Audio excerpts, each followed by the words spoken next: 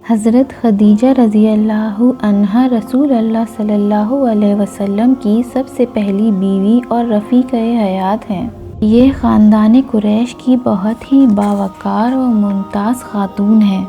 ان کے والد کا نام خویلد ابن اسد اور ان کی ماں کا نام فاطمہ بنت زائدہ ہے۔ ان کی شرافت اور پاک دامنی کی بنا پر تمام مکہ والے ان کو طاہرہ کے لقب سے پکارا کرتے تھے۔ انہوں نے حضور علیہ الصلاۃ والسلام کے اخلاق و عادات اور جمال صورت و کمال سیرت کو دیکھ کر خود ہی آپ سے نکاح کی رغبت ظاہر کی۔ اشراف قریش کے مجمع میں باقاعدہ نکاح ہوا۔ یہ رسول اللہ صلی اللہ علیہ وسلم کی بہت ہی جاں نثار اور وفا شیار بیوی ہیں، اور حضور اقدس صلی اللہ علیہ وسلم کو ان سے بے پناہ محبت تھی۔ جب تک یہ زندہ رہیں آپ نے کسی دوسری عورت سے نکاح نہیں فرمایا اور مسلسل 25 سال تک محبوب خدا کی جانثاری و خدمت گزاری کے شرف سے سرفراز رہیں۔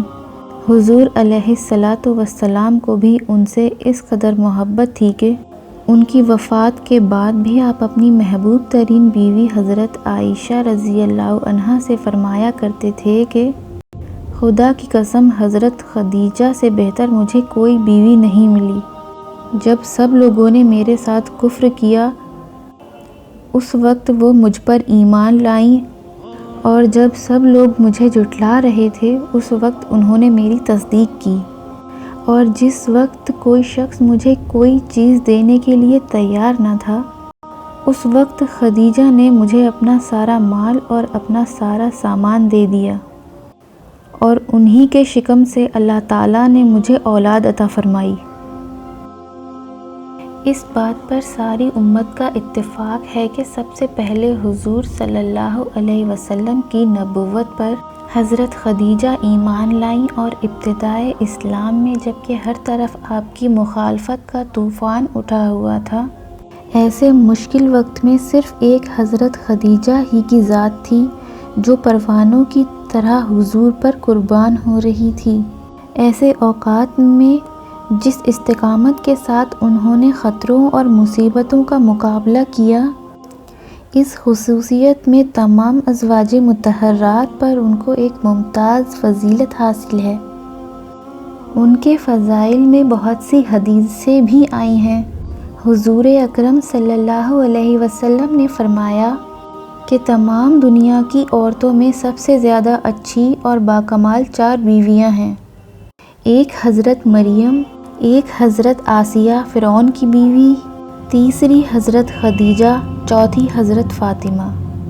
ایک مرتبہ حضرت جبریل علیہ السلام دربار نبوت میں حاضر ہوئے اور عرض کیا کہ اے محمد صلی اللہ علیہ وسلم، یہ خدیجہ ہیں جو آپ کے پاس ایک برتن میں کھانا لے کر آ رہی ہیں۔ جب یہ آپ کے پاس آ جائیں تو ان سے ان کے رب کا اور میرا سلام کہہ دیجئے، اور ان کو یہ خوشخبری سنا دیجئے کہ جنت میں ان کے لیے موتی کا ایک گھر بنا ہے جس میں نہ کوئی شور ہوگا نہ کوئی تکلیف ہوگی۔ سرکار دو جہاں صلی اللہ علیہ وسلم نے ان کی وفات کے بعد بہت سی عورتوں سے نکاح فرمایا، لیکن حضرت خدیجہ کی محبت آخری عمر تک حضور کے مبارک دل میں بسی رہی۔ حضرت خدیجہ کی وفات کے بعد آپ ہمیشہ بار بار حضرت بی بی خدیجہ کا ذکر فرماتے رہتے تھے۔